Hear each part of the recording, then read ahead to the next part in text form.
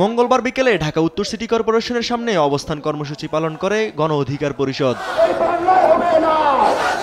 পতিত আওয়ামী লীগের সঙ্গে যোগসাজশ, নিষিদ্ধ ঘোষিত সংগঠনের সঙ্গে সম্পর্ক, আর্থিক অনিয়ম সহ নানা অভিযোগে ঢাকা উত্তর সিটি কর্পোরেশনের প্রশাসক মোহাম্মদ এজাজের পদত্যাগ দাবি করেন তারা।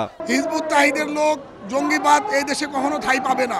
কোনো সরকারি প্রতিষ্ঠানে কোনো রকম স্বৈরাচার থাকতে পারবেন না। কোনো অবস্থাতেই এই পদে এরকম একটা গুরুত্বপূর্ণ পদে এরকম খুনি হাসিনার প্রেতাত্মা ঔরজাতক সন্তান থাকতে পারে না। ক্ষোভ প্রকাশ করেন স্থানীয় সরকার উপদেষ্টার বিরুদ্ধেও। বস্তি পুনর্বাসন প্রকল্প চালু করা হোক, এটা না করা পর্যন্ত আমরা এখান থেকে যাব না। ইভেন্টকে আমরা যমুনাও বলে দিচ্ছি, আমরা 25 তারিখে আমরা যমুনা ঘেরাও করতে যাচ্ছি। এ সময় গণ অধিকার পরিষদের মুখপাত্র ফারুক হোসেন বলেন, 24-এর চেতনা বিক্রি করে স্বেচ্ছাচারিতা করছে সরকারের ছাত্র উপদেষ্টারা। স্থানীয় সরকার উপদেষ্টা সে তো এখন কোটি টাকা ছাড়া নাকি তার সাথে সাক্ষাৎই করা যায় না।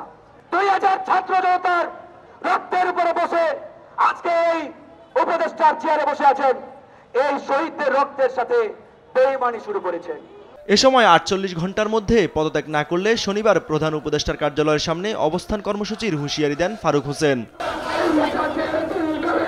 ইউসুফ ভুঁইয়া, দেশ টিভি, ঢাকা।